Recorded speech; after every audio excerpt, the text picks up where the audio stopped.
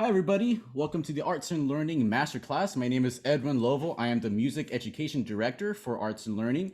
Today with us is Corbin Jacques. Is that correct? Yes, that's correct. And Corbin is from the band Greer. Today we're going to talk about, or Corbin's going to talk about finding your place in music. And I wanted to start off with Corbin in terms of your beginnings in music. Where did you start off with your musical journey? I know you went to Waldorf School of Orange County, which is also where I teach. Is that where you started your musical journey? Yeah, so I started in Waldorf at around pre-K. I was there for pre-K for 1 year and I did kindergarten for 1 year. And I don't remember if it's kindergarten where they make you start singing, but it's around Yes. kindergarten or first grade, right? And Yes. they force you for a good reason to start singing, whether you can or not, tone deaf or not, or it doesn't matter. They encourage that activity, and it sort of becomes a group thing, right? Because of that small class format, it's kind of great. It's a very inclusive thing because you're not judged on skill, but you're encouraged to nurture that and nurture music from the very beginning. And as I'd imagine, not that I know anything about psychology, but I'd imagine that had a really profound effect on me and all of us in that class and all who went to that school, because it's a really special thing to start with music that young, and especially the voice, because it's very connected to you. It's not a sort of foreign object that you have to learn too much about. It's much more intuitive, I think, especially for kids. Right, um because the voice is a natural instrument that everybody can use as long as you have the power of vocalization, right? So yes. yeah, that is a good point that they do have the kids do singing at a very early age. No judgment, no anything. If you sound bad, you sound good to them, right? Yeah. So did that play an effect on you as a little kid?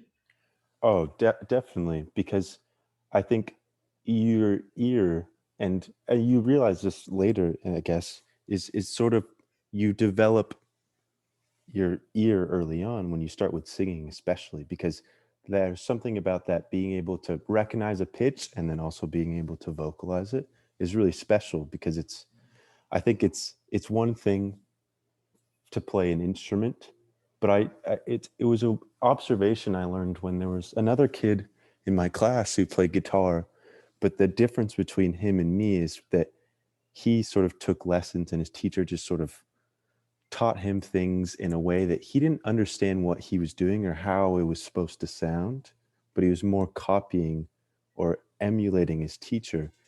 But he, he didn't have that same he joined later in Waldorf, so he didn't have that fundamental upbringing of singing. And so what I noticed is that most kids of us who are really musically inclined, because even though everyone was involved, I think early on you started to tell people who were really interested in it, because I think that's another important thing about the early on and singing, was that we some of us who were really enjoying it started to have an interest, which is really, really powerful when you're young. Because I mean, I just graduated high school, and I know probably any friend I made is still figuring out what they want to do with their lives. And it's great to develop an early interest, because it's unfortunate to have no interest by the time you're 18, because then it makes things difficult on the next steps.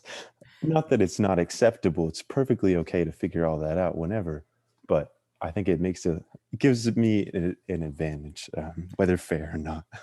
um, Definitely. And so you started off singing, in pre-K and first grade. Then mm, when did you start with an instrument? I think it was recorders and flutes.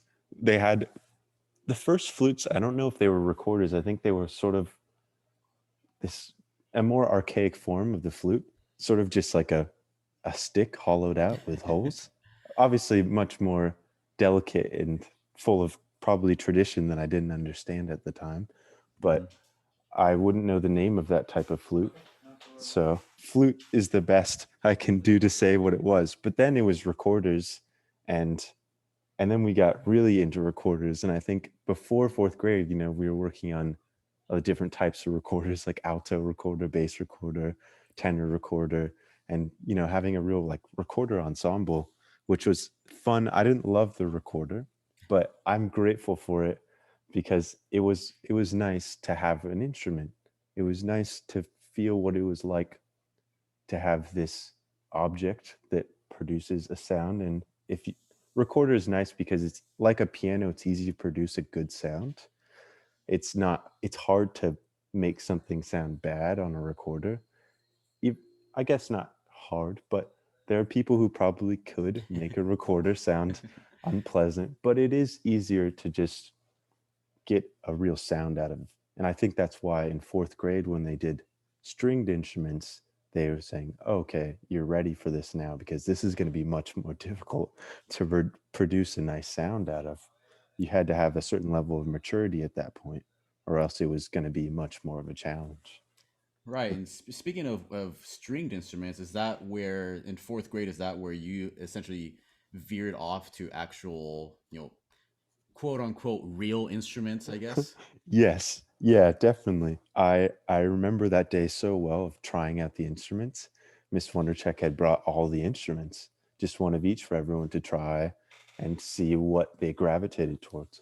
And I remember looking at a violin and being like, that thing is tiny. I have these massive hands.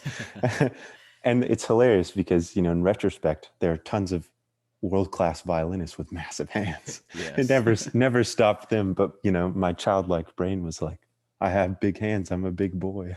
I need a big, I need a big instrument.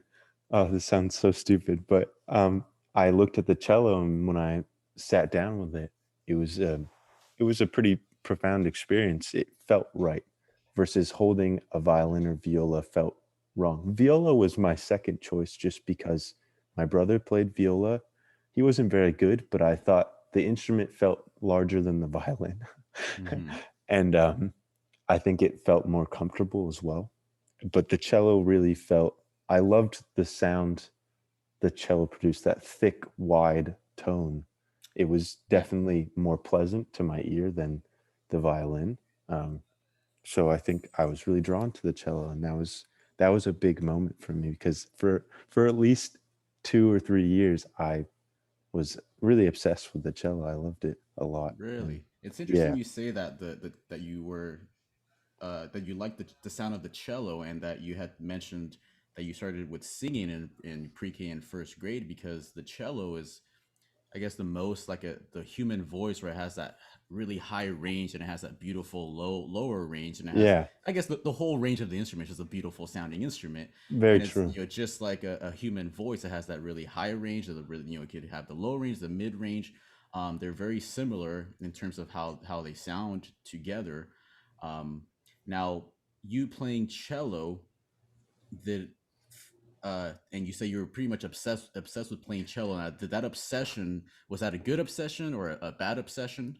No, it was really beneficial because I didn't I wasn't a very academic student in a sense that I from somehow from a young age I developed the idea that school was not to be cared about.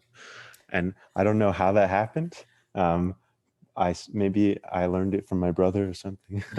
um, but I was really not interested in a lot of things at school. Waldorf is a great place because I was probably as interested as possible, just because they do so much to nurture so many parts that are imperative, I think, in childhood.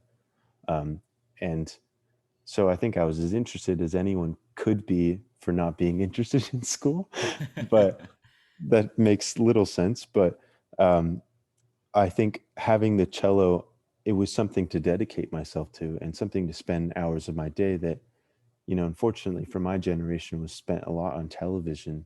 Even, Hmm. no phones. I was lucky to have parents who were resistant to having a phone or an iPod or something like that for a while. They gave in eventually. Um, but the cello took away, TV time and things that you learn now that you can't spend all your time doing. It's not good for you. And so it was the first thing to draw all my attention for a couple of hours. Working my way up to that, it started with just doing the bare minimum, 30 minutes, and then it became competitive because then you see other students practice sheets. Like we had those sheets. It was like, Hmm. how many hours in this week have you been practicing? And she signs off on it. And and I think that time and that dedication and focus was really important, especially because growing up with a TV and having that was sort of something to already take away my focus and my imagination in a sense, and things that involved things that are important in childhood. And so I think the cello was like veering me away from becoming someone who just who went to school and then went home, sat in front of the television until I fell asleep. So that was. That's interesting because I when I was growing up in middle school, I started playing trumpet. Hmm. And I had the same thing where instead of watching TV, I would go practice my instrument, Yeah. right? And instead of just playing video games, I would go practice my instrument, and that's kind of how I started developing um, patience because it's really frustrating when you're learning an instrument and Oh it's not yeah. going exactly how you want it to go, right? So you got to develop patience. You got to develop, or you start to develop essentially making up your own plans of how you're going to practice, or even if you don't have a Oh plan, yeah. you start to you notice that you are making those improvements. And let's fast forward now. So now with the band Greer, what is it that you do in the band? Well, I guess I was primarily an addition as I was an additional guitarist starting out because we had another member who's no longer in the band. Um, and he was supposedly the rhythm guitarist, but also our singer played guitar. So we had three guitars for a while, which can sound great in a band. We didn't sound great. Um, but it can work, if three people know how to play guitar, but one of them did. And I guess it was kind of me. um, that's probably too pretentious to say, but I I I was started as a guitar player, but I think at the time I was starting gradually to lose interest in the guitar, but joining Greer was sort of reinvigorated that passion temporarily, and I was excited. I was really enjoying the songs, and I was really enjoying writing sort of essentially, little arrangements. And from the very beginning, I started to, you know, experiment with other instruments, and I because I think when I was in, I want to say fifth or sixth grade, I took piano lessons for a couple of months. I ended up quitting because I just couldn't stay focused. It was kind of a weird period way back then. I was trying a bunch of different instruments and not really liking anything. But flash forward, I when I came to start working with Greer, I was again interested in keyboard related and instruments, and so I started I started really just trying. I think I'm really into nerdy the nerdy side of music, and I love theory and stuff like that. So looking at the piano, regardless of whether I could play it, I understood the piano. So I was just Hmm. like, I'm gonna will my fingers to do what I want. And eventually, I sucked, but I could sort of with practice, I could play what I heard. I could play the arrangement ideas that I had. Hmm. And we, you know, we subtly added in more instruments. And so I decided to take on the challenge of learning more instruments and taking them more seriously. So I really started practicing a lot. I started practicing the piano. I had to leave the guitar behind, but I started practicing the piano a lot, and I've been practicing the drums a lot. And I just started practicing other instruments to sort of see what I could also learn from those instruments, and also just because I was at odds with the guitar, and Hmm. I slowly became more at odds with the guitar. And I think the sort of pivotal moment was during the beginning of COVID. I just was like, I don't want to play guitar anymore. And I completely dropped it. I stopped playing. I didn't play at all. Wow. I just couldn't do it anymore. I began to realize I liked nothing about the instrument, which was dramatic and unfair. But at the time, I think it was just because during that time before that, it was sort of becoming this thing where I was applying for colleges and applying for guitar. And I realized that there was just this academic idea of the guitar is just something that I'm so uninterested in because it's become this weird thing of it's either classical or jazz with the instrument in a Hmm. college sense. And I Right. decided that's silly. There's Why should I have to be classical or jazz? Hmm. Why can't I make it in? And there are other facets. I mean, I'm just generalizing, but there was the main ones where you had to know something about jazz or you had to be completely in the other world Hmm. of classical guitar. And I was interested in neither really. I wasn't interested in being a classical guitarist. Well, one, I was not talented enough to be a classical guitarist. That takes a lot of training. It does. It's a very difficult style of playing in it. Um, and I wasn't, I was taking all these lessons and learning jazz guitar, but I didn't like jazz guitar. I love jazz. I love jazz.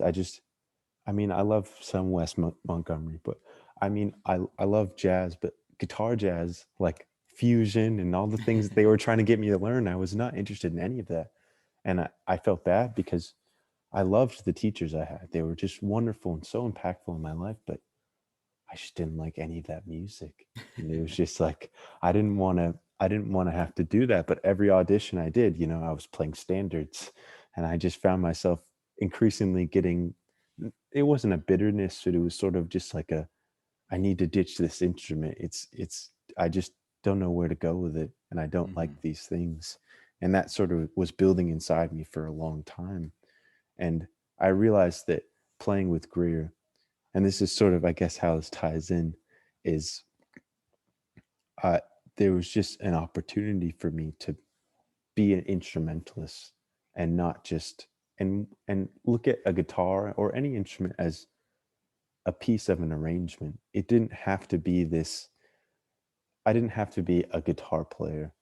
I Hmm. could I could come up with a part and it could be for any instrument as long as, the timbre is correct and the its place within the general orchestration makes sense. Obviously there has to be logic to it, but the idea that I was making music not as a guitar player, but as a just a musician in general, as a composer, as an arranger, because in my heart I was learning that I wasn't a guitar player. I never wanted to be. I was a composer, arranger. I loved writing songs. I didn't like being a guitar player.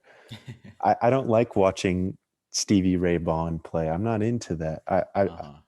obviously I don't want to talk down on anyone because there are, genius guitar players out there and they're amazing and extremely talented. The guitar in those kind of pictures, the sort of shredding, the bending, the sort of virtuosity and Right. the outrageous what sometimes feels boastful exercising um, wasn't for me. And I think that turned me away from the guitar because I think I wanted to dive further, not only because I believe that really music is the balance between your intellect and your emotional side, your intuition, or whatever your instinct. It really to me has always been a balance. You have to satisfy both sides, and I think intellectually the guitar was a very unsatisfying instrument because where do you go with technical skill? You become one of those guys that I didn't want to be, and so I had to just say this is not what the guitar means to me and this is not what music means to me. Music is something is that I don't feel like I I guess I'm getting I'm probably sounding a little confusing now. I just meant to say that I found that I really developed a lot as a musician when I realized that I didn't have to just be a guitar player or or any just instrumental player, because that's not who I was. And that was important to figure out. So it sounds like what you're saying is that a musical journey isn't always a straight line. No, not at all. It's like, I guess it's like any journey really. It's akin to just, anything. I'm sure there's so many stories that are synonymous to that in music, Hmm. but I think I think it's about being open-minded, and also just trusting a little bit of yourself, but also knowing when to bring reality, I guess, into it. Is if it was unrealistic for me to try and be not a guitar player, if that was all I was good at, and it was unrealistic for me to try and be something else, then I would have to trust that. And I would have to know, which I felt like I would. I had to trust myself that I would know what I was capable of, but I wasn't afraid of failing or trying other things and figuring out what I wasn't capable of, because I think that's really the great thing about how there's a million options in music, is that I I, I always hear that people say that, it's kind of like the people who are the most successful sort of devote their life to one singular thing, and it's that sort of coherence and devotion to that one thing that could lead to success. And I don't know if I necessarily believe that. Sometimes I feel like, for me personally, I treat it just like I have a giant net and I just Hmm. sort of throw it out there sometimes. And I don't really catch anything sometimes, but sometimes I do, and it works out really well. And it's great because I have a lot of interests and they may not always line up, but I think the beauty is that music is one whole thing to me. Always. There are So then, skills. do Oh, you sorry. believe like on this journey essentially that you've been on through ever since pre-K all the way till now, um, on your musical journey, do you take wrong turns? You have to make U-turns. Do you ever regret those wrong turns or those U-turns per se, or do you learn from those? Like it's like you said you played guitar, you didn't really like playing guitar. Do you regret spending so much time playing guitar, or do you accept the fact that this is what I learned and now I'm better for it? Um, no, I don't regret it at all. It was, I forgot, someone just told me that something that really resonated true, and something that I really believe is that you don't know what's good until you know what's bad, essentially, sometimes. Right. And when I was doing all those things and learning that I didn't like them, that was so important for me. I had to know that I didn't like them, and I can't look back and say, well, if I never heard them, then I wouldn't have known.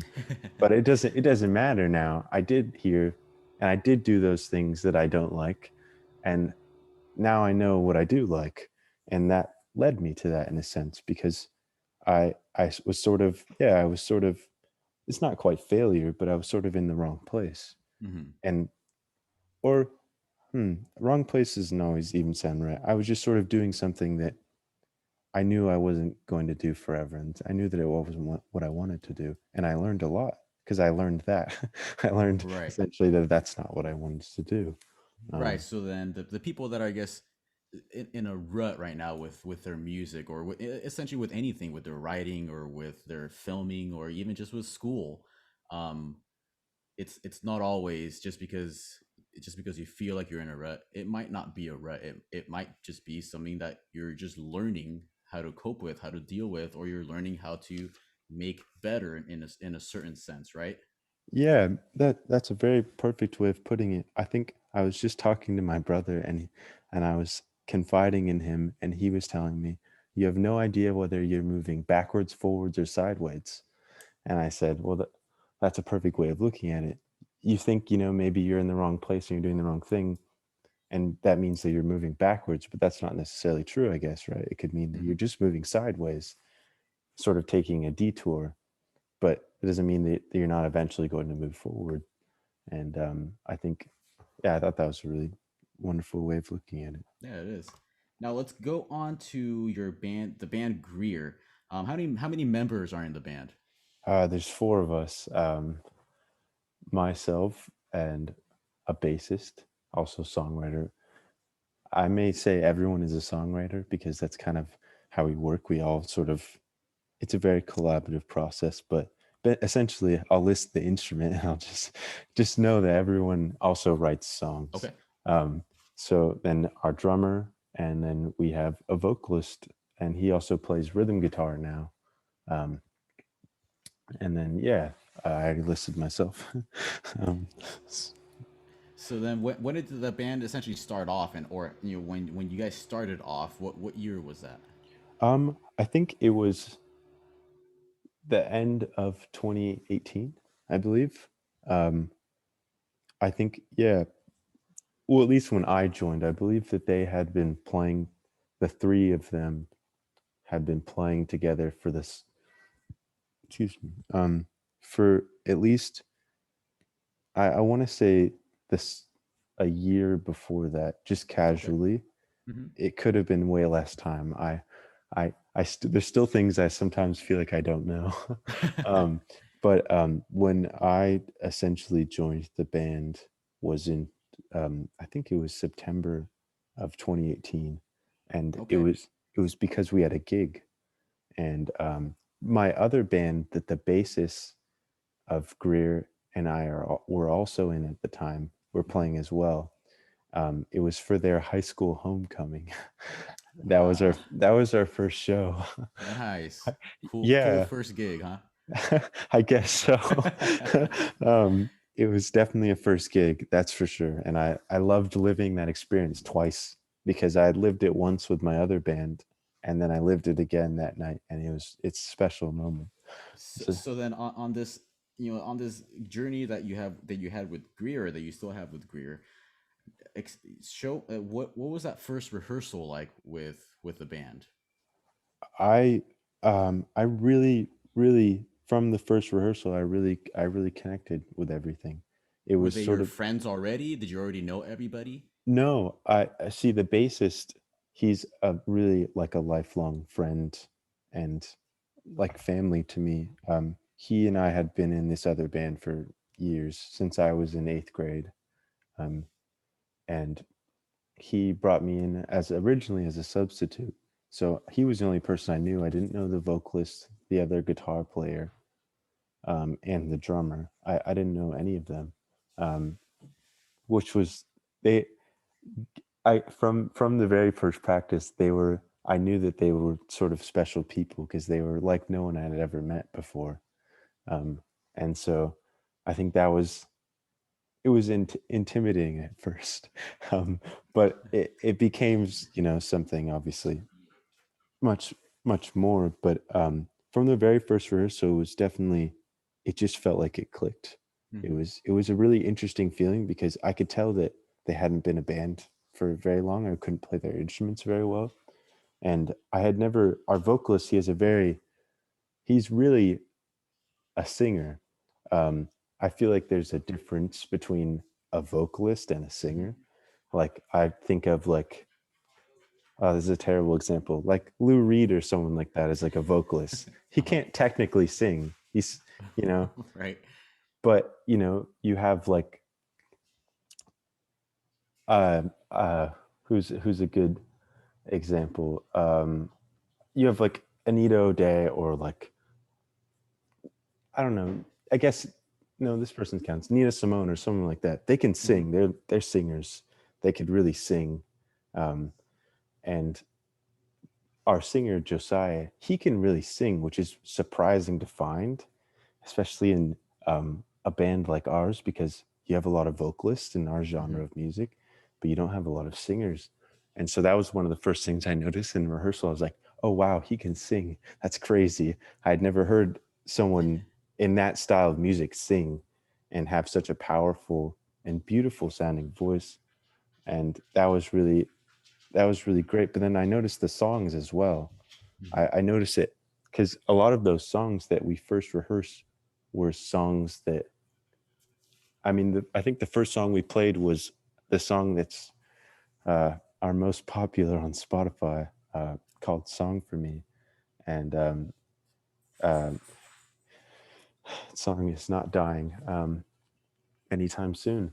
Um, and I noticed that this was not like any other band because when you're playing locally with local people, you kind of don't have high expectations Hmm. because essentially, I guess they could just be any other local band. It feels like a garage band, right, or something like that. Yeah, and a bench, how everyone was playing their instruments. I didn't. I think at the time I didn't have crazy expectations, but I wasn't judging them. It was sort of just like I was there to do my job and have fun and hopefully get to know everyone um and but I did notice that the songs were I liked them a lot, and I was actually really surprised because I had never met any of these people. Um, they could have just they could have been any other Costa Mesa local band, and I really enjoyed the songs, and that was great. And from the first time rehearsing those songs, it was I guess it was sort of a cliche meant to be moment when um, my ear was telling me, "Oh, this is what you should play," and then it sounded really okay. It sounded okay, and it worked together, and um, that was a really great moment. That's Yeah. awesome. That's cool.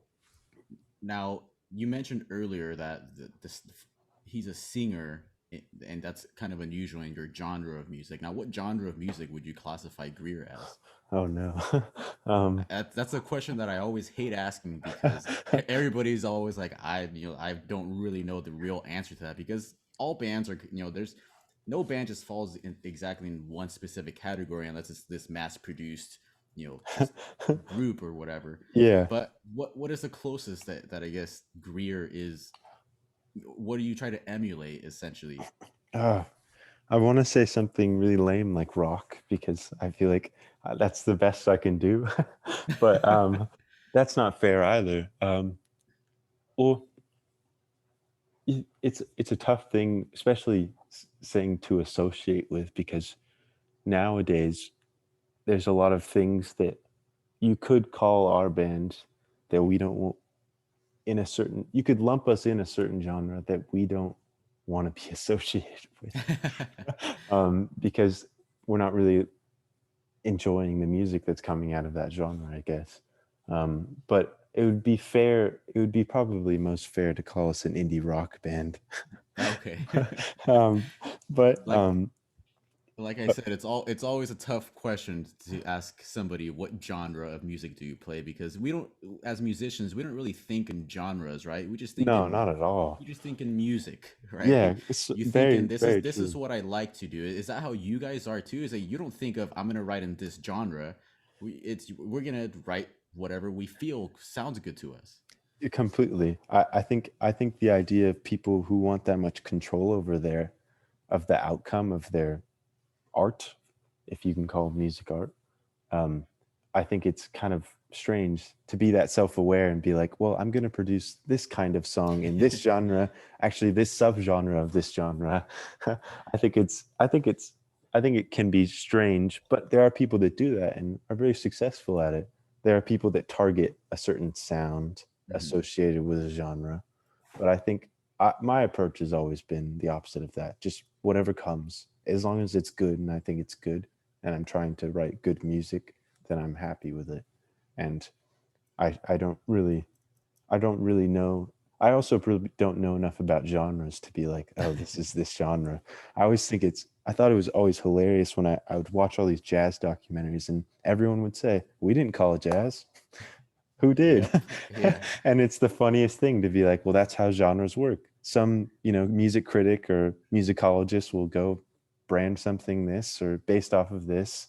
And then that starts the genre, I Right. guess. And it's kind of, Especially with a lot of genres, the terms that they give them, they're usually not positive terms. The word no, jazz wasn't a positive thing. The mm-mm. word rock and roll, those weren't positive words, right? Yeah, So yeah, genre is a weird thing. Genre is always gonna be fluid, and who knows? You could be creating your own genre right now. There's a band right now called Snarky Puppy. yeah, I've Um, heard of them. Yeah. and it's tough to even say what specific genre this group is because they borrow so much from different styles and different times in music, especially with you being, knowing music theory. Not too many groups out there have somebody that knows music theory or that has actually had classical training in their instruments. Do you believe that that has helped your group, or are there any other musicians in your group that also is classically trained or knows music theory? Um, no, I think I'm the only one, and I think it does help a lot. It especially helps in the studio because when you work with people professionally like that, they they sort of speak that language to a degree too. And I I would never, I mean, to some extent, I always think, everyone should learn. If you're going to be a musician, you should probably learn some theory, even if you think, oh, it's not useful or whatever your, preconception of it is. I think everyone should really learn it, but you can't force people to learn it. And I think it's really helpful, but it's also funny for me because I'm actually just genuinely interested in it. I actually just really like it, and so it's kind of like a good thing in that sense is that I'm not just learning it to sort of I don't know, to sort of ha- to have an advantage. Hmm. It just happened to naturally be advantageous for me, because am into it, which is it's so nerdy, but So when you say that you're into music theory, do you mean that you sit there and try to write out figured bass, or that you're trying to figure out how this composition is, or what do you mean? I use it in all different facets of music theory. I haven't done figured bass since high school, but and same with like counterpoint and stuff like that. But I do use it in a term of like, I think the most useful application of it right now in at least in like recording and stuff is knowing voicings, knowing how to transcribe things is occasionally useful for Hmm. string arrangements or just ideas. For me has been really helpful to notate things is really helpful. And Yeah, that I believe that's really important. There's a lot of groups out there that don't know how to read music, yeah. and it's super helpful if the whole band knows how to at least read some type of music, because you can just write something out and say, "Here it is. This is what we're gonna practice." Does your band, do you work that way, or do you work in terms of I'm gonna play something, you're gonna try to copy me, or how does your Greer work? um hmm I guess, yeah, we don't really have a need for everyone to know how to read music because it's sort of I guess I feel like I'm giving away our secrets. um, but yeah, I guess in sort of not I mean, generally our music is simple with, minor, not, I guess it would be unfair to say anything that we do is complex, but Hmm. I guess if you can put complexity, oh my gosh, I said that in a weird way, complexity on a relative scale, um, sometimes we're a little bit sneaky, um, when it comes to at least more of our newer music. We're getting a little bit sneakier just because, you know as you learn to, as your tastes change and your ear expands, and maybe you attract towards certain dissonances, it becomes easier for you to incorporate that naturally. But Hmm. yeah, our process is sort of like, it's a very much like, I think the common thing for us is, on a sort of, well, I guess, to clarify, do you mean like on a songwriting basis or strictly like a recording? I mean, kind of on a songwriting basis, and also just on a, I'm going to introduce a new song to the band. Mm, Do you introduce it as, here is the sheet music, or here is the idea? oh, okay. Yeah, it's more the idea. We'll play the song. If it's one person bringing a song, we'll we'll play the song for, the person will sit down and they'll play it through, and then, I guess, usually the bass player and I, we have, since we do a lot of the more, on the harmonic side of things, we're doing that sort of, um we're sort of carrying the harmony. So Hmm. we're we both have great ears, so we don't need to sit down and learn the chords or anything. We just sort of know what to play, essentially, or we move around until we figure it out. Sort of on the, which yeah, so it's sort of So it's more of a collaborative creative process, I guess, right? yeah. So we and I guess the next step from that is after someone's played it and we say whether we like it or not, which there's a lot of no's as there are sometimes yeses. Um, we try to keep we're getting better at keeping an open mind to just even if we don't initially like the idea to exploring it to its best capability because I think we've learned a lot of the times that sometimes there are things you have yet to understand about an Hmm. idea or you have yet to get used to. So it's sometimes better to just, no matter whether you initially like it or not, to just sit with it if someone is confident in it, if someone believes in it, because it's really powerful for them and it's also could be, could turn out to be a great thing. I mean, not a great thing, but something that's viable or something.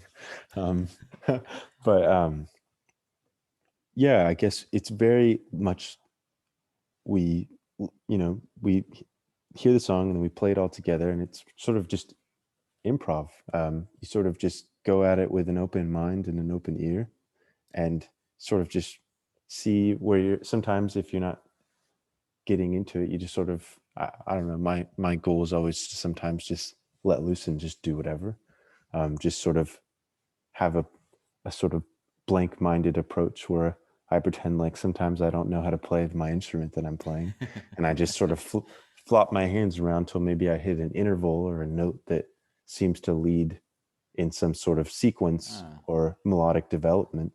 Um, and, or sometimes just I play chords and I sort of vamp off of the chords. That helps a that's lot too. interesting. That's interesting. So you kind of just kind of noodling around, seeing what inspires you in your head and what your brain might catch, right? Yeah.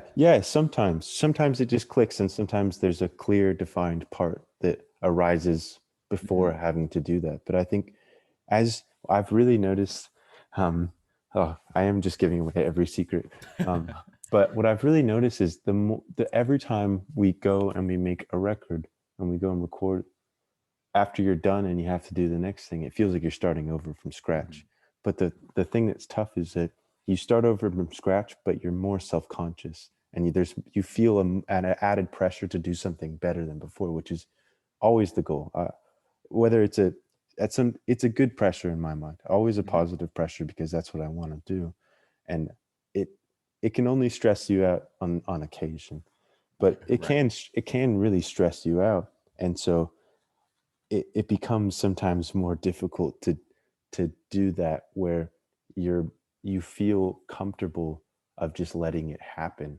So I've noticed that at least in the last like month, sometimes I'll come to practice and there'll be new material and I'll feel so self-conscious and I'll feel like I'm unable to just allow myself to play anything in a sense because I think sometimes I don't know, I guess sometimes it's just part of the process as you feel that sort of stuck and you feel insecure suddenly. And I've noticed that that's been a real a little a thing for me um, a little while ago and a little bit recently. And I think sometimes doing things like just playing whatever can really help with that because it allows you to just not judge at all. Hmm. It allows you to just be playing and completely just, even if nothing comes, it allows you to, yeah, just sort of be open and to just do and not just sit and think. Because I'm guilty of that 100% of the time, is to sit and think before I do anything. So, Right. um, I feel like a lot of musicians tend to do that, yeah. and more often than not, it ends up hindering when Oh, you think too much, right? yeah, Um, completely. now moving on. So do you guys have a producer or a label that you have? Yeah, we're with a label called Epitaph Records. and they're sort of a larger indie label or independent label um, that was started by the one of the members of Bad Religion named Brett Gurewitz, who's a wonderful, a really wonderful guy, very, very kind soul. We've gotten to spend some time with him and get to know him. He's a really wonderful person.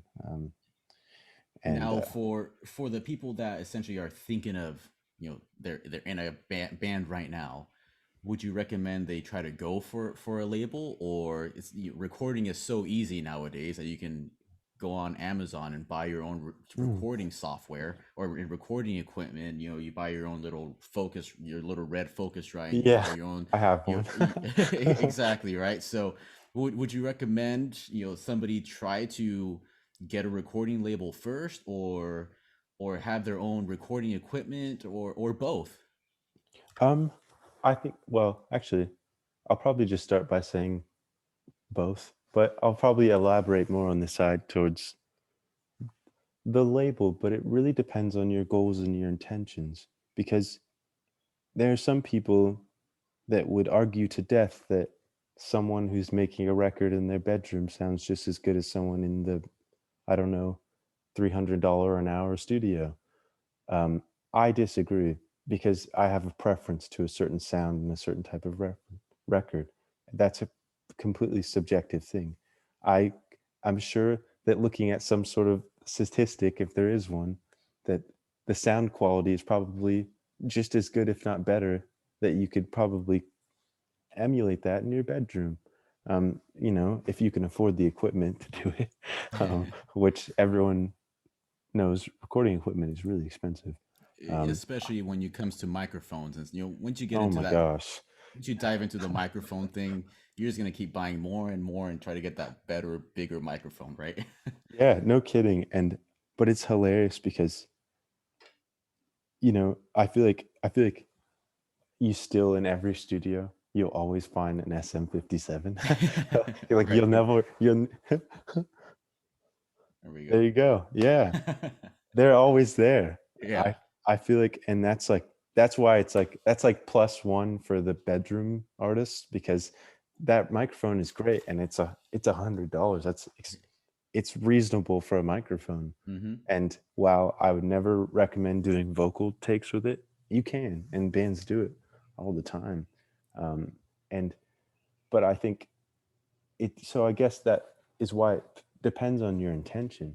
And it also depends on your needs because if your needs are MIDI sequencing and I don't know, garage band drummer, then you can record your record at home if that's all you're looking to do.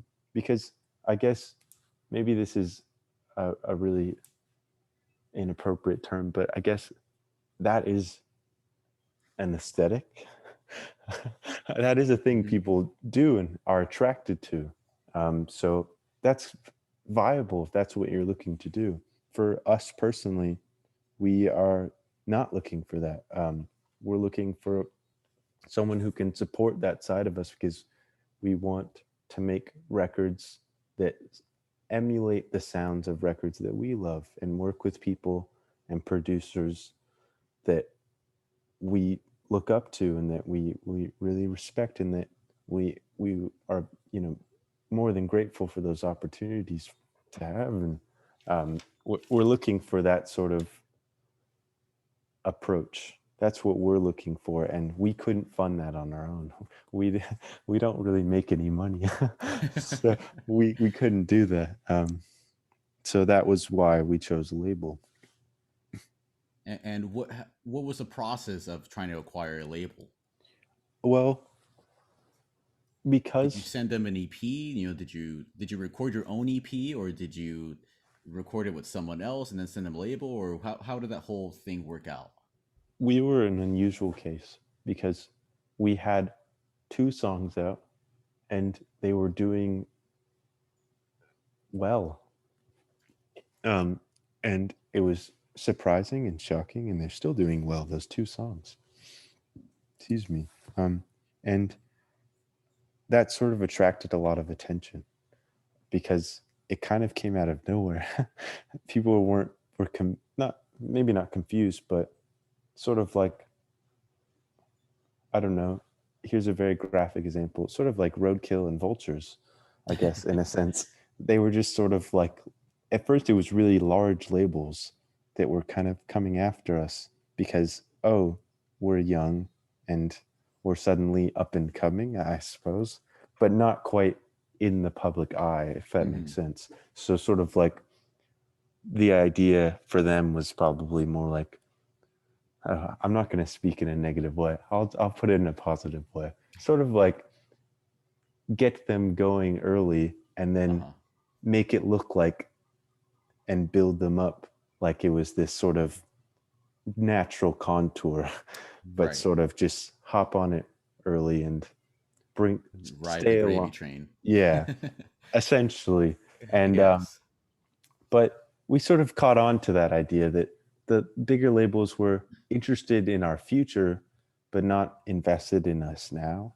Hmm. And I think that was sort of deterred us from that route because we knew that we wouldn't get the control that we wanted at that point because we were so new. We had nothing to demand. We had two songs. We didn't even have a manager at that point.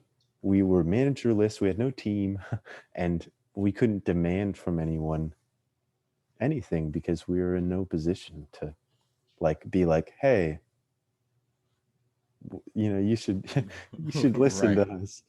Right. You're you're just a bunch of, young kids essentially, with two songs out that's for some reason is doing really well, and then all of a sudden you're getting, what are you getting, calls, you're getting emails, what are you getting, messages from these record labels? Yeah, it was emails, and we actually went to after. It was funny because we went to one meeting, and then after that, slowly we started to build the management team. How And excited were you? um, it was really exciting.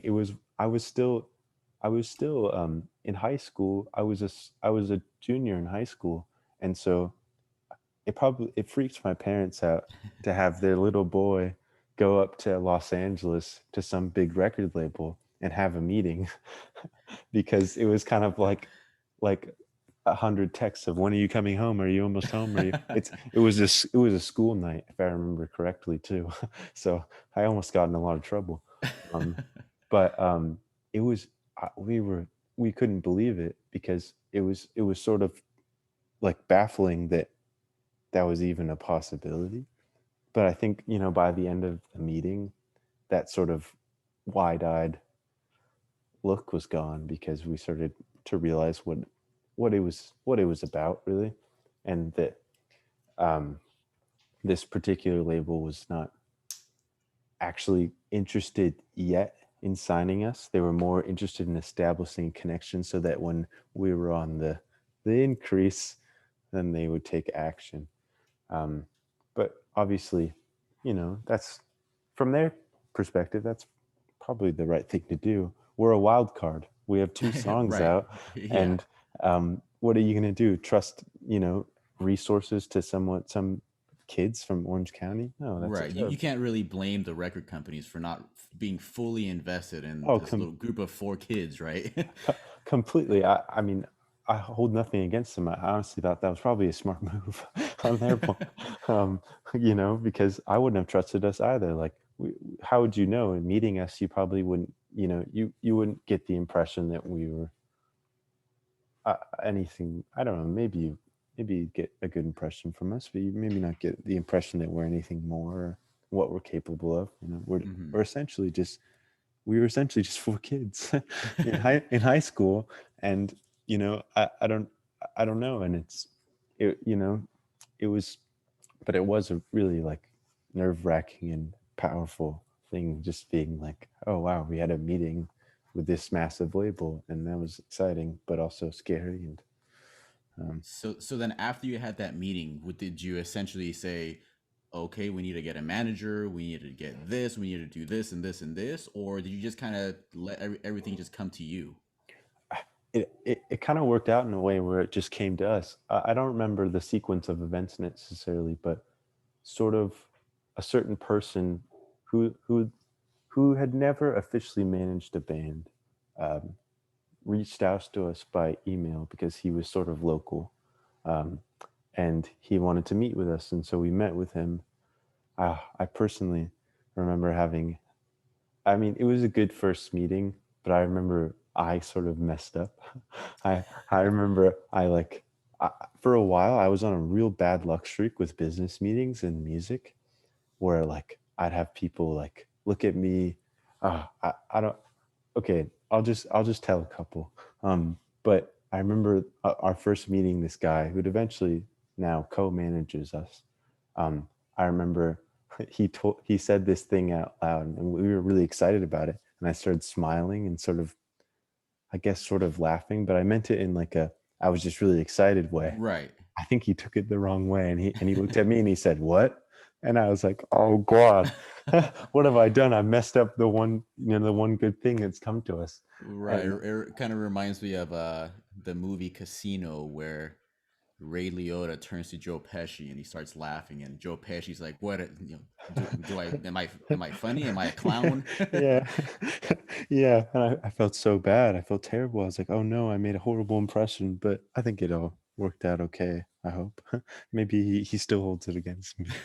No, I'm kidding. He's a wonderful guy.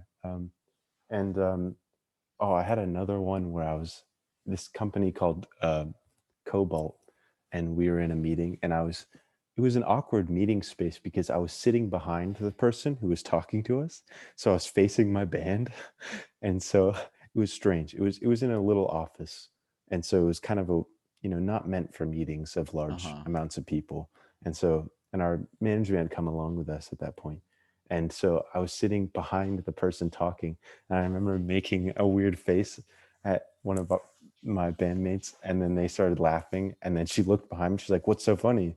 And I was like, "Oh God, I did it again." And it was just one of those. I had a bunch of those happen to me multiple times, and I think it's because I'm very quiet. So people either think that I'm overly. I don't know if people think this, but I assume sometimes people think I'm judgmental or holding something in that Hmm. is. It's usually not true. I'm usually just listening, but I don't know. You can't stop. I guess Can't, that's a good tip for the people listening, is if you're gonna have a meeting with either record labels or managers or anything, don't snicker or smirk. don't get too excited either. Right, right, or else they might take it the wrong way. So Yeah.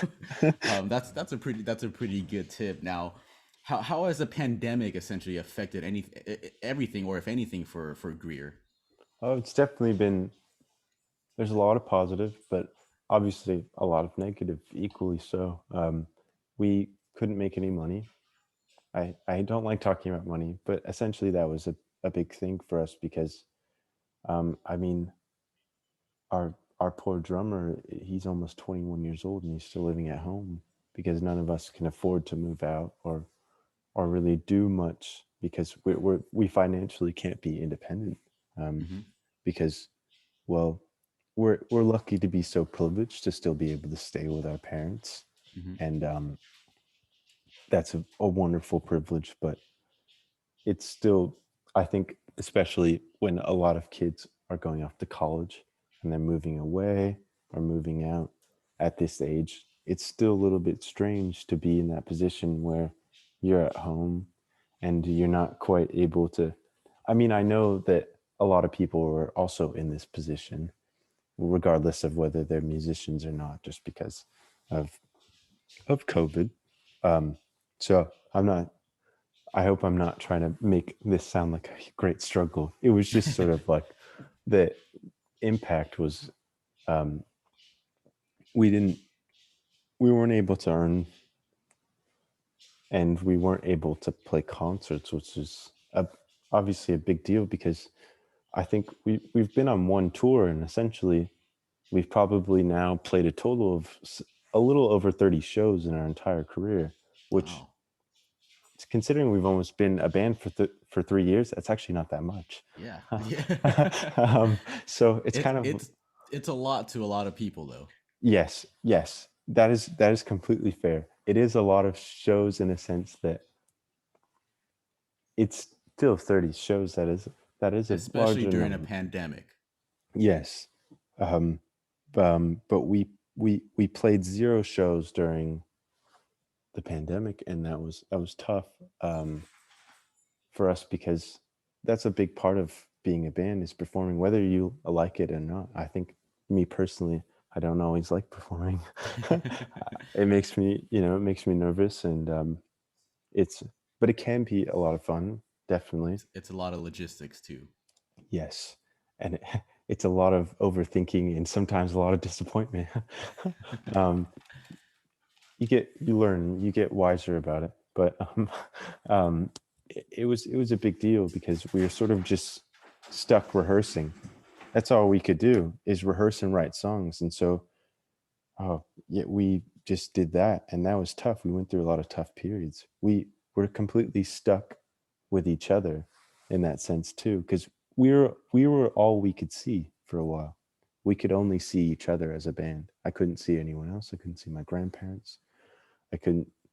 I could see my parents, um, but I we were all we had, and that was difficult for us because it's one thing to be so close and family like as friends, but in a sense, it's like a sibling in that sense is that sometimes you fight and sometimes you don't get along and sometimes you don't want to be near your sibling and that happens sometimes, and that's, I think that's sometimes inevitable.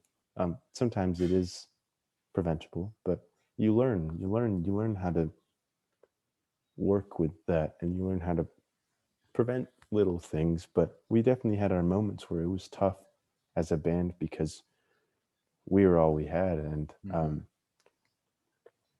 that's sometimes not always easy. We had to face each other in a different way, in a way that was more, because I guess a life that's always moving, sometimes you are, your relationship takes on a different perspective when you're always doing something, whether it's playing shows or maybe you're not rehearsing as much, or maybe you have friends and you have a social life or school, right? You have things moving. You're not just stuck in one place with the same people for a whole year. And I think that creates a different perspective, and you're faced with different challenges inevitably when your relationship takes on that role, because you really have to come face to face with everything. There's no running, like, if you're all, if essentially it's like those are your people you can only hang out with. So let's say you have a bad day at practice, and then maybe things weren't unresolved. Well, then you don't want to go hang out with that person because then you're like, well, I feel bad. I did all these things and I was a jerk, or whatnot. And then you're like, oh, well, now I can't go make it better because now they're not going to want to hang out with me, Right. or whatever, silly little I feel things. like those things happen in pretty much every all bands, and how they're dealt with outside of the rehearsal, or outside of the recording session kind of determines the cohesiveness of the whole group. Now, do you feel like your guys' cohesiveness is has gotten stronger, or through this whole pandemic, or have you are you guys going bald from tearing your hair out from seeing each other so much? It's definitely gotten so much stronger. I think there's still, I think the one thing we've all noticed, and I'm probably being too vulnerable about everyone, um, but I think the thing we've all noticed is that um, it's hard to maintain a friendship and a band at the same time. It's a difficult thing. It's like people, maybe this is inappropriate, but it's like people who work together who are married. It's a Hmm. tough thing. It's a different thing. Um, but I think that there are times where we've recently felt ourselves on so much of the same page that it's more powerful than we've ever felt, and I think that's been come as a result of whatever struggle or whatever conflict, and has developed into something where we feel like we're really cohesive. And I think at the end of the day, we're not, we always apologize. We're like little kids in that sense, where even if it's sort of just like by the end of the, maybe by the next day, we're always like, oh, I'm so sorry, or like making up always, because we're not really bitter people in that sense, and we're not really we're not. we have that bond where we feel like that sort of familial bond where we feel like always sort of, it's that sort of thing where something happens and you never stop thinking about it, and then you just want to make it better and apologize, and that's just sort of us as people. And so I think we're always trying to improve ourselves as persons and trying to improve our relationship as well. And that's, it's difficult to navigate because you're learning new things as you're in a band for longer and longer, and as different things and obstacles, or whether good or bad, just obstacles in general or things come up, it's a whole learning experience, and you can't come into it thinking you know everything, which Mhm. sometimes feels like it happens. Sometimes you feel like, oh, everything's great, it's always going to be great. And yeah, you can't really think like that, right? There's like you said earlier, you know, music isn't always so clear, Yeah. and life isn't always so clear. There's always those U-turns, there's always those dead ends that you get to, that it you either learn from it or you crumble. It's better to learn from it than Yes. to crumble. So our time has flown by. I have a few more questions for you. Now, this one's kind of more abstract. Mm, Through the whole time that you've been in Greer, mm. when have you noticed, or try to think of one specific example of when you're like, yeah, this is awesome. This is I'm super happy right now. Oh wow. I can think of too many, so I'll just pick one of my favorite things always in Greer is getting to record. I really love being in the studio. I there's just, it's like it's one of the most magical things I get to experience in my life. Is getting to record. I love recording. um, Okay. and our last time we were in the studio a couple months ago, um, it was just, it was really special, and I really enjoyed it. And yeah. Yeah, it's always cool to see everything kind of come together, right? From all your rehearsals, Yeah. you finally get into that recording studio, and everything's just, not always, but that one time everything's just clicking, and you hear it back, and it's like, wow, that was us. Yeah, Right? So yeah. I'm assuming that feeling is addictive, I guess. Very, very much so. Just like all music is really addictive. Hmm. That's just another, facet of its addictiveness.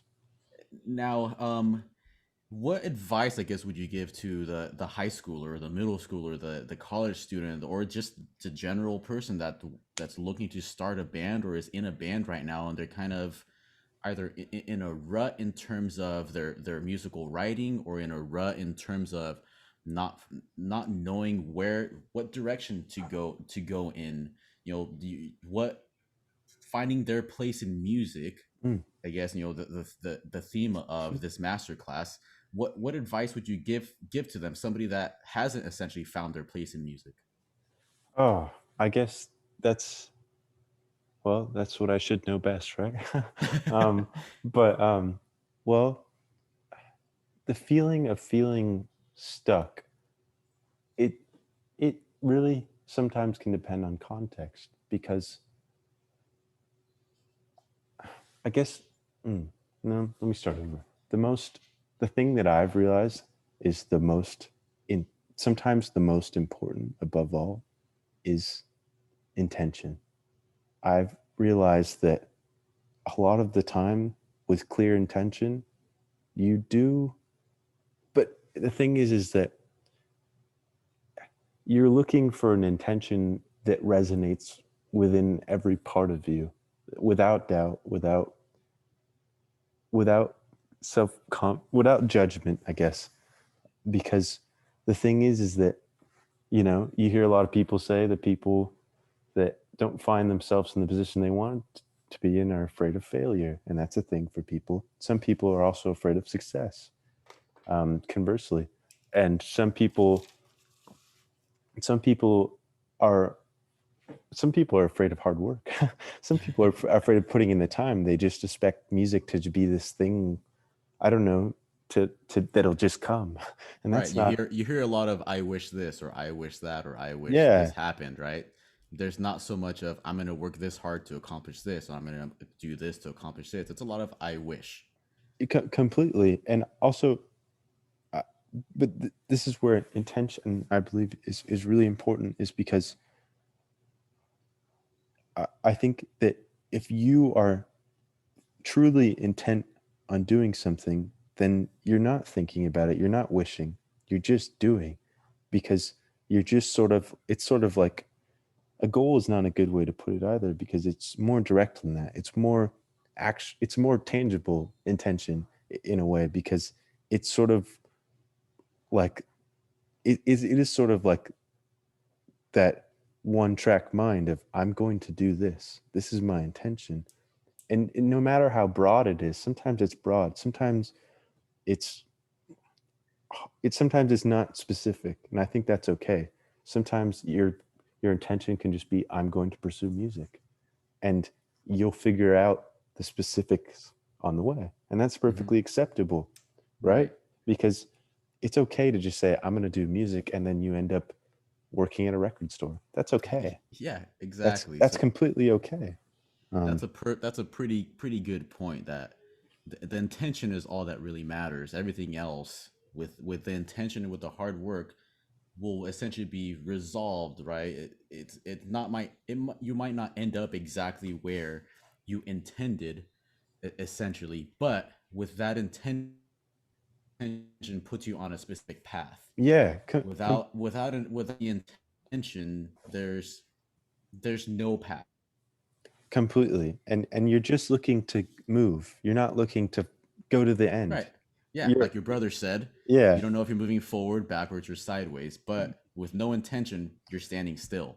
With complete. intention, you're at least moving forward, backwards, or sideways. Yes, exactly. And I think that's the best that you can do. And I don't think that there's, I mean, it's hard for me to speak on this because I feel like sometimes it's unfair, but I think when you look down and you look at it, there's no failure when trying to pursue something with that intention, because you're right, you can just move backwards.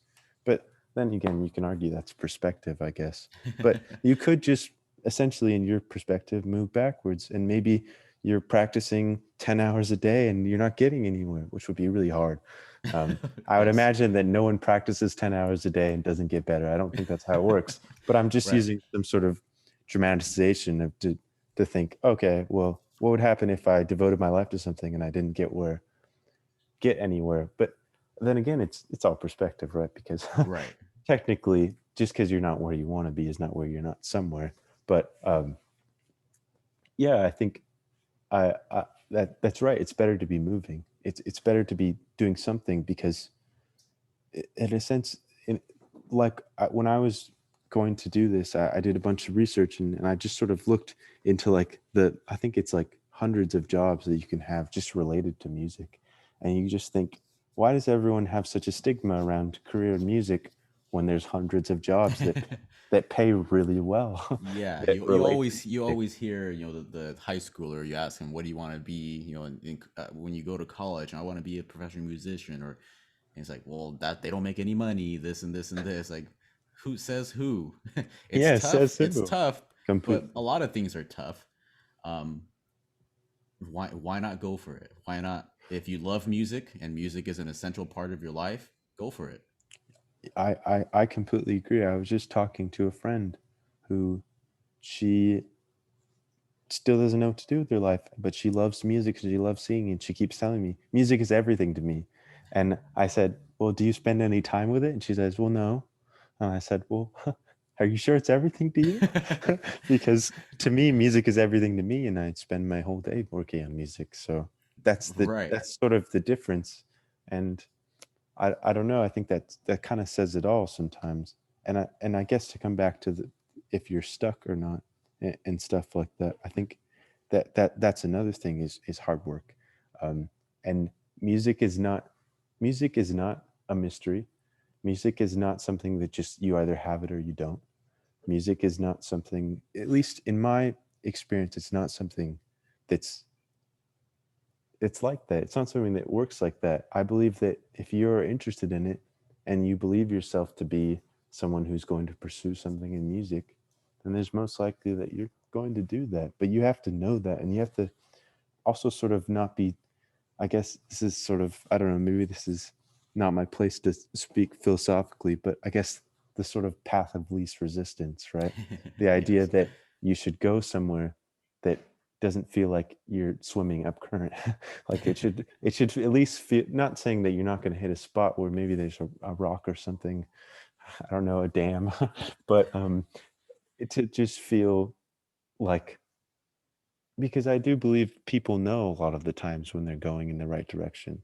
I think some people ignore it because Mhm. they learn not to trust themselves, because it can be hard. Because I think that's a great thing about Waldorf is we did learn a lot about learning to trust our instincts and our intuitive thoughts. Because I remember watching this interview recently of this artist that I'm a really big fan of, and she was talking about how she was just talking about how she's like, well, instinct is the oldest thing we have. It's older than your brain. Your brain was started when you were born. Instinct is something that's ancient. It's before you ever existed. You had instinct. You had, and I thought that was a really cool thing to think about. Is the idea is that you should learn to trust yourself more than you think, Mhm. because sometimes you have instinct is kind of ancient. It's been with human beings since we existed, I guess. No, that's a awesome. That's a cool point. Yeah, Yeah, that's a cool I liked thought. that. um, Now, let's get away from Greer and all that stuff. What is Corbin doing now? Are you going to school? What's going on? I am currently not enrolled in any classes. um, I was supposed to be attending Berklee College of Music. I deferred for a year because we were supposed to be touring. COVID happened, and then my deferment was up. And now that we're going to be touring, I had to say no, because I didn't feel like I had the time. And I was taking a couple classes just because there are a couple schools that have extension programs and online programs, and I was enjoying some of that. But recently, we've been just writing a lot of material and doing a lot, and I felt like I didn't have time to do a class. But I've been currently doing private lessons in composition, which has been a lot of fun for me. And Is that what you want to go to school? Learn in college or university is composition. I would love to, if I get the opportunity to to go to school and study that. Um, Whenever that is, whenever I go to school, it would be really wonderful to study composition, because for me, I figured out that's sort of, that to me, that is becoming the embodiment of some of my philosophies in music. Um, at least it satisfies a lot of what I believe in music. It satisfies for me a lot of that idea of your emotional side and your intellectual side. To me, in composition, that can be really, versus songwriting. Songwriting can be very intellectual too, but sometimes it can also be about the opposite of that. It can be about completely shutting off your brain and doing just whatever, because Right. it's such a it's supposed to be simple. It's supposed to be, not saying all songs are simple, but it's somewhat supposed to be a simple process. and and that's not to say it's easy either. But No, it's not. um composition to me takes the my love of the sort of structural and more intellectual aspects of music, and it melds that with the creator, the idea of someone who, you know sort of just imposes an emotion or an event in their life into some sort of musical language, and it sort of melds those into one world for me. And I think I've become really fascinated with that, because I think that's what I'm looking for. That's what I feel like will fulfill a certain thing for me. And so I thought, well, I would like to study, and I need a teacher, because I could read all notational books I want, but there's some things I need to just learn from a teacher, and so I'm currently taking lessons. Nice. All right, so our time is essentially up. One last question for you. Mm. Um, what I guess name one or a couple musical artists or bands or groups that people listening to this podcast right now or watching this video should be listening to right now. Okay, I'm just gonna think of things I'm listening to right now because that's always easy for me. Um, I am currently in rotation for me is um, Meditations by John Coltrane. Um, the next thing is yeah, it's a Charles Mingus record called Ooh, nice. called Cornell. It's a live record from a later era from him. Um, I think it was the last record he did with Eric Dolphy before Dolphy passed away. It was very sad. It's really fascinating. It's sort of a mess. It's sort of a messy record, but um, it's really some of the songs on it never made it to real records, so it's kind of really fascinating. And there's a couple that are so beautiful, A but lot of Mingus records are just, especially those live records yeah, are so amazing. It yeah. makes you wish that you were there in that room when they were Oh, at at those recording, or I guess at those little jazz clubs that they yeah. record these things at. Oh, I know his sextet is just amazing. I Yeah. mean, they're just incredible. Everyone who plays with him, and I know he was not the best band leader, but it's still like Yeah. his compositions and his skill. Obviously, it's just amazing. And I love Eric Dolphy, so it's always great to hear him play. And then I think I was just listening to Neil Young's Tonight's the Night. Um, I've really grown to love that record. It's so dark and it's so it's so vulnerable as a record, and it's a painful listen sometimes, but in a very good way. And then I've been listening to this John Cage piece called "The Seasons." It was a ballet. It's a really beautiful piece. Um, Now, can you explain in as little words as possible to the audience that doesn't know who John Cage is? What if they were to look up John Cage? What might they expect? they would expect 433, which is a bad representation of Mr. Cage. um, well, they would expect to find 433, which if you see that, don't listen to it because, well, you'll find out. It'll throw them off John Cage, right? Yes, and well, you can explore the philosophy of it because it's a beautiful philosophy, but just know it wasn't meant for a recording. But yes, you'll find a man who was either ridiculed or seen as a genius, and that's kind of the gist of his life. But I'm personally, he's a huge, huge influence on me. So um, that's Nice. my perspective. That is a great list. So, Meditations by Coltrane, Cornell by Mingus, Tonight's the Night by Neil Young, and John Cage. Which one did you say? It's called The Seasons. The Seasons by John Cage. All right, so everybody listening now, go look that music up that Corbin has recommended. I also would all definitely say listen to those pieces of music. All right, Corbin, it's been a incredible pleasure speaking to you. Um, it's been really fun. This last hour and almost hour and a half has flown by. Do Oh, you have really? anything else that you want to tell the audience? Um, no, just that I'm very grateful, and I'm sorry if I was not a very good um I guess speaker because I don't do this very I never do this. So just apologies for anything that was hopefully not too poorly represented. But also just a lot of gratitude. I'm very grateful I got to do this. Coming from me, Corbin, you did great, and I'm going to Thank you. tell your eighth grade self that your eighth grade speech was probably great too. That's good to know. All right, everybody, this has been Corbin Jacques from the band Greer. Um, Thank you, Corbin, for doing this. I am Edwin Lowell from Arts Learning, You could find us at artsandlearning.org. You can go on there to find our summer camps and spring camps, just band classes, string classes, our theater. Right now, we're doing a production of Once on This Island, which is, if you don't know what that is, go look it up. It is going to be awesome. There's a lot of cool dancing and really cool Afro-Cuban type of music in it. Um, and it's just going to be an awesome. There's the ages range from I think 11 to 18 or something. So there's a nice big range of cast for the students.